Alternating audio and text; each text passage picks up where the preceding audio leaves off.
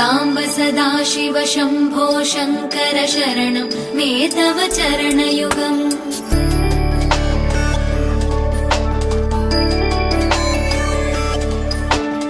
उभया दिव्य सुमङ्गल विग्रहया लिङ्गित वामाङ्ग विभो